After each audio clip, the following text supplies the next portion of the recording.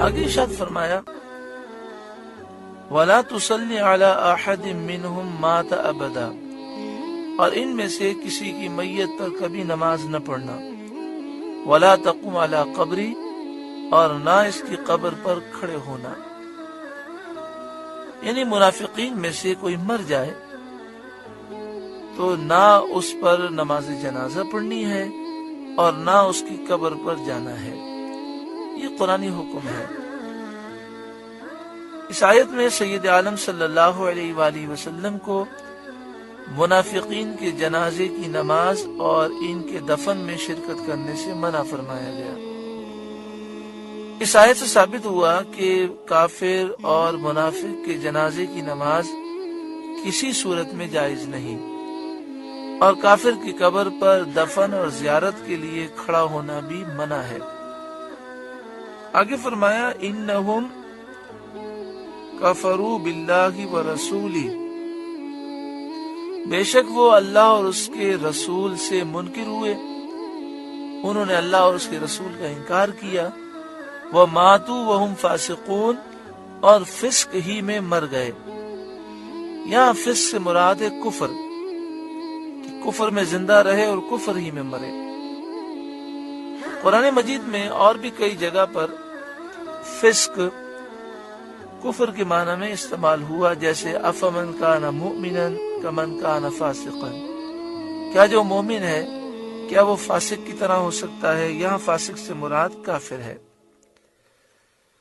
ہاں، اگر فاسق کے متعلق کوئی سوال کرے اور فاسق کا مطلب لے گناہگار، تو مسلمان ہو چاہے جتنا بھی گناہگار ہو، نماز جنازہ اس کی پڑھنی جائز ہے۔ اس پر صحابہ و تابعین کا اجماع ہے، اور اس پر علماء صالحین کا عمل ہے، اور یہی اہل سنت و جماعت کا مذہب ہے۔ ہاں، ایسا ڈاکو کہ جو پولیس مقابلے میں مارا گیا، اس کی نماز جنازہ پڑھنے سے منع کیا گیا۔ اسی طرح باغی کی نماز جنازہ پڑھنے سے منع کیا گیا، توبہ کیے بغیر مر گیا، مثلا مقابلے میں مارا گیا۔ ہاں، جس نے خودکشی کی تو اس کی نماز جنازہ پڑھی جائے گی اور اس کے لیے مغفرت کی دعا بھی کی جائے گی۔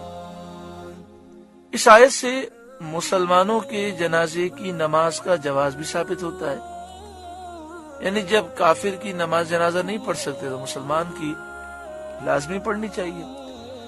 اور نماز جنازہ مسلمان کی پڑھنا فرض کفایہ ہے، اور یہ بات حدیث مشہور سے ثابت ہے۔ فرض کفایہ کا مطلب یہ ہے کہ اگر ایک مسلمان بھی نماز جنازہ ادا کر لے گا تو سب کی طرف سے فرض ادا ہو جائے گا، اور کسی مسلمان کی نماز جنازہ کوئی بھی ادا نہیں کرے گا تو جسے معلوم ہوگا اور نماز جنازہ اس نے نہیں پڑھی ہوگی، سب گناہگار ہوں گے۔ جس شخص کے مومن یا کافر ہونے میں شبہ ہو، یعنی یہ پتہ نہ چلے کہ مومن تھا کہ کافر، تو اس کی نماز جنازہ نہ پڑھی جائے۔ جب کوئی کافر مر جائے اور اس کا قریبی رشتہ دار مسلمان ہو تو وہ کیا کرے؟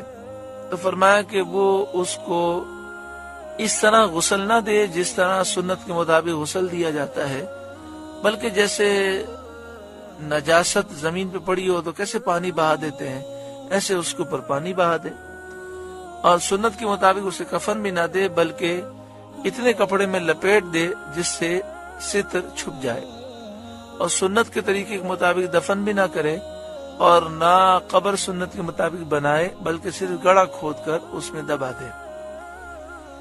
عبداللہ بن ابی بن سلول منافقوں کا سردار تھا۔ جب وہ مر گیا تو اس کے بیٹے عبداللہ نے، یعنی باپ کا نام بھی عبداللہ تھا، بیٹے کا نام بھی عبداللہ تھا، عبداللہ بن ابی منافقوں کا سردار، اس کے بیٹے جو تھے عبداللہ، یہ مسلمان صالح مخلص صحابی اور کثیر العبادات تھے، بہت کثرت سے عبادت کرنے والے عاشق رسول تھے۔ تو انہوں نے خواہش کی کہ سید عالم صلی اللہ علیہ وآلہ وسلم ان کے باپ عبداللہ بن ابی بن سلول کو کفن کے لیے اپنا قمیص مبارک عنایت فرما دیں اور اس کی نماز جنازہ پڑھا دیں۔ حضرت عمر رضی اللہ تعالیٰ کی رائے اس کے خلاف تھی. ان کا خیال یہ تھا کہ حضور صلی اللہ تعالیٰ علیہ وآلہ وسلم اسے قمیض بھی نہ دیں اور اس کی نماز جنازہ بھی نہ پڑھائیں. لیکن چونکہ اس وقت تک اللہ تعالیٰ کی طرف سے ممانعت نازل نہیں ہوئی تھی اور نبی اکرم صلی اللہ علیہ وآلہ وسلم کو معلوم تھا کہ میرا یہ عمل 1000 آدمیوں کے ایمان لانے کا سبب ہوگا، اس لیے آپ صلی اللہ علیہ وآلہ وسلم نے اپنی قمیض بھی عنایت فرمائی اور جنازے میں شرکت بھی کی.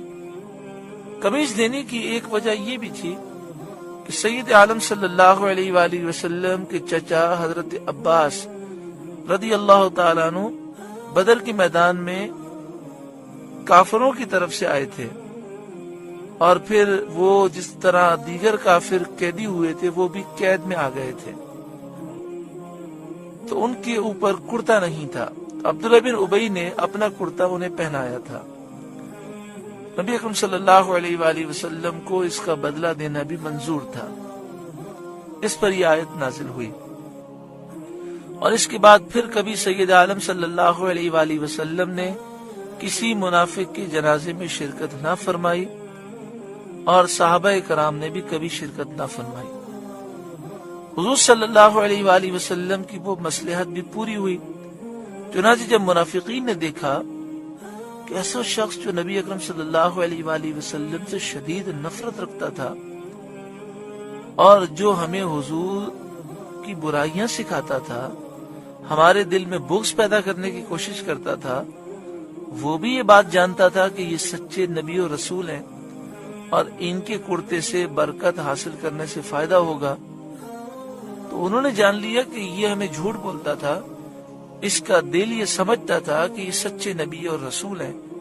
انہوں نے جب یہ دیکھا کہ اس نے یہ کہا تھا کہ حضور کا کرتا مجھے پہنایا جائے، تو وہ سمجھ گئے آپ اللہ کے حبیب ہیں اور اس کے سچے رسول ہیں. یہ سوچ کر عبداللہ بن ابی کی جماعت کے 1000 منافقین نے سچے دل سے توبہ کی اور وہ مسلمان ہو گئے. بعض لوگ اس آیت کریمہ کو پیش نہیں کرتے بلکہ اس واقعے کو پیش کرتے ہیں اور بات ادھوری سناتے ہیں. کہتے ہیں حضور نے منافقوں کے سردار عبداللہ بن ابی کی نماز جنازہ پڑھی اور اپنی قمیض پیش کی، اور تم جو ہے وہ بدعقیدہ لوگوں سے اتنا دور کیوں بھاگتے ہو؟ تو انہیں چاہیے کہ وہ قرآن سمجھیں. یہ حکم نازل ہونے سے پہلے تھا، پھر جب حکم نازل ہو گیا تو اب ہمیں اس حکم پر عمل کرنا ہے.